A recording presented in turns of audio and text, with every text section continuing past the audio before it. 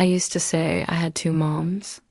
For the first 12 years, it was my sister, my mother, and a small apartment that smelled like orange cleaner and laundry steam. We lived in a suburb that everyone else drove past, but to me, it was a kingdom public pool in the summer, shared bikes in the hallway, a door we could lock. My mother was young and determined, the kind of woman who paid bills in exact change and still remembered to sing on Thursdays when she scrubbed at the kitchen dot. My father was a rumor at first, a story told in the low voice adults use when they think kids aren't listening. He and my mom were teenagers when they had me. He didn't yet know how to hold anything gently anger, a steering wheel, a 2-year-old. She left to save us. I grew up believing that survival could look ordinary: cereal bowls stacked neatly, shoes by the mat, a smile you practiced in the bathroom mirror and wore like armor dot at 12. I decided to move in with him, my first great mistake disguised as independence. I told myself I wanted a father. What I got was a house with rules that changed every day, a stepmother who spoke in careful, measured tones, and two younger brothers who watched everything. My father had a temper that arrived without warning, like thunderstorms in August. I learned to read the air, the quickened breath, the hard set of his jaw, the way his hand closed around a doorframe. When I was 16, a school counselor asked me why there were shadows under my makeup. I told them a bin of ketchup fell on me at work. It was easier to invent gravity than confess violence.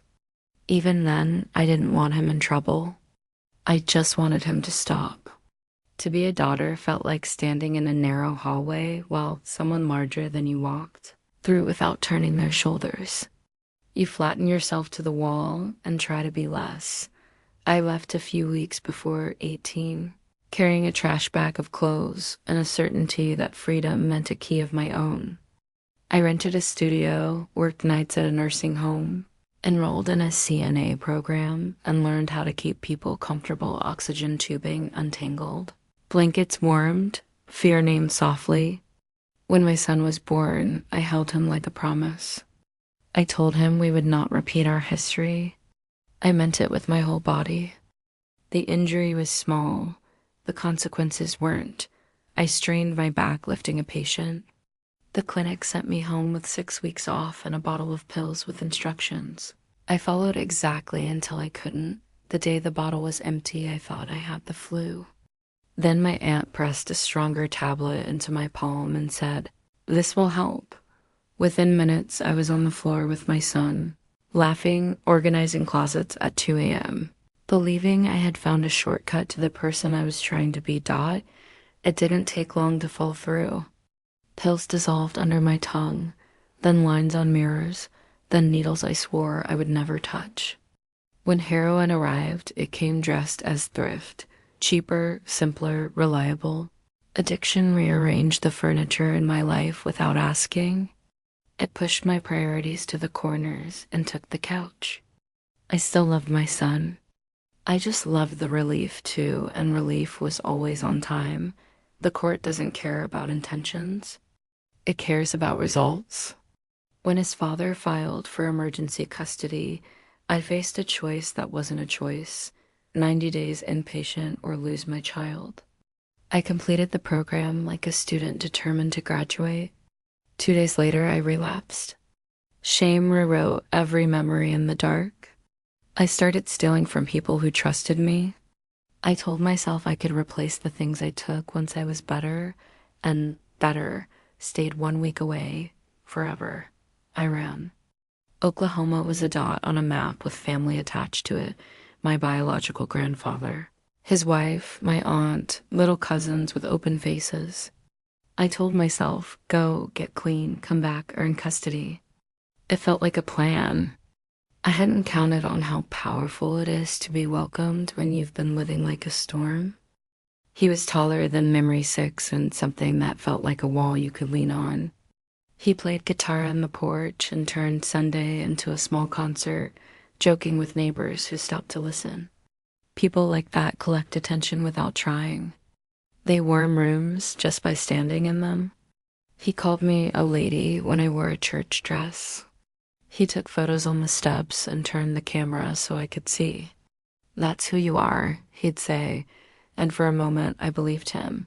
Our family history wasn't a secret. When I was little, there were lines no one could fully explain. Only warnings: this relative is complicated, that one is not invited. As a teen, I'd had a moment that should have been enough. A kiss that lasted too long, a boundary crossed and laughed off later. But people are good at telling themselves calmer versions of the truth. I filed it as an accident and moved on, right into his orbit. Oklahoma had a way of slowing me down. I found a job, learned the routes to church and back, tucked my phone into a drawer, and ate dinner at a table with other people breathing beside me. My grandmother Memo loved me in clear, ordinary ways: folded towels, reminders about breakfast, a ride to the store. The children hugged my knees and told me they loved me every day, and it built something steady in my chest. He talked about regret like it was a hobby. He didn't deny the past. He supplied context, the story of a man who had done harm and then changed. Charisma is a kind of argument you feel rather than evaluate. I wanted to believe in change because I needed to believe in my own. The day in the woods didn't look dangerous. A locked chain, a dirt path, Oklahoma's flat horizon pretending to be harmless. There are moments when your body knows before you do, a silence behind you, a posture you remember without wanting to. I should have run. Instead, I froze. He didn't need force. Presence was enough. The worst things can happen quietly. Afterward, I walked out with him and pretended nothing had occurred. I don't know if that sentence makes sense to anyone who hasn't been trained by life to disappear inside their own body. It made sense to me then. I threw his ring into the trees when he wasn't looking. I told myself it was a line. It wasn't. He came into the room at night once, while my little cousin slept beside me, and terror hit me clean. Not for me, for her. I pressed my hands to his shoulders without making a sound and tried to move a mountain an inch. The next day, I went to the shed where he built dulcimers and set terms like sandbags before a flood. Not here. Not with her in the house. Not when Memo could walk in. I used the word only as if it could transform something wrong into something containable. People ask, why didn't you leave? The honest answer is messy. I was broke, ashamed, and convinced I'd run out of home. I'd learned to submit to survive. Predators count on that. He was practiced, and I was practiced in a different way at not making waves, at not waking anyone, at taking care of the aftermath instead of preventing the event. You can know a thing is wrong and still not feel allowed to stop it. There was a trip back to Tennessee to pick up my son for a short visit. He insisted on a hotel to break the drive, and that room time lost its edges. He kept going long after I had left in the only way I could, by numbing out, by disassociating the way I had during my worst drug days.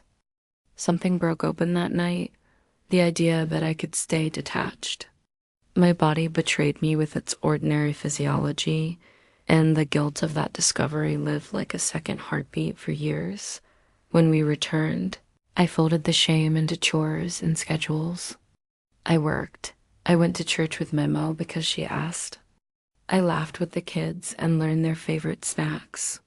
The contradiction was a full-time job, performing normal while negotiating with danger. The truth is, I was waiting for a crisis big enough to give me permission to go, or for someone to notice and say the words I couldn't. The crisis arrived as a different illness. I got very sick, hospital sick. My grandparents from Tennessee drove out and sat at my bed, and I watched their faces decide to forgive me before I had managed to forgive myself. When I was well enough, they said, "Come home." I packed fast, like the house might change its mind. I didn't say goodbye. If I hadn't fallen ill, I might have stayed. That confession is hard to write, but it's true. Back in Tennessee, my life began again in small, Boring ways that save you. Early alarms, packed lunches, court dates, custody hearings, drug screens I could pass. Cravings I learned to outweight. I got my son back. I married a man who felt safe because he resembled safety. Older, steady, a provider in overalls who knew his way around broken things. Later, I realized the resemblance included the parts I didn't want control dressed as protection. Narcissism dressed as certainty. Patterns don't dissolve just because you despise them. You have to learn new choreography. Years passed. I had daughters. I kept our routines bright and predictable on purpose. Then came a subpoena and a courtroom I will never forget. My little cousin, so much older now, had found her voice, and we were asked to bring ours. I told the truth as cleanly as I could, that I loved a man who had done unforgivable harm, that loving someone doesn't excuse them, that accountability matters more than my comfort. He was convicted.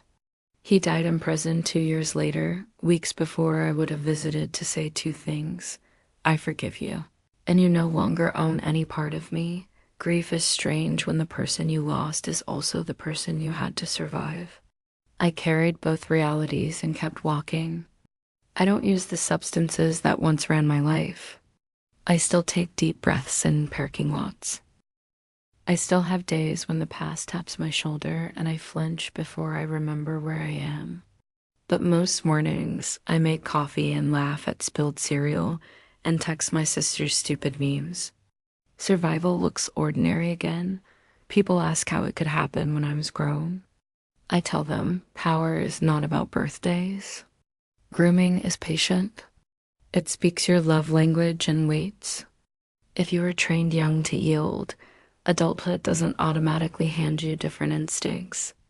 You have to build them brick by unglamorous brick. Therapy helps. Honest friends help. Saying it out loud helps most of all. Secrets are mold. They grow best in silence. This is why I'm telling you now, because there are others holding contradictions they don't know how to name. If that's you, you are not the bad thing that was done to you, and you're not the shame your body stored in panic.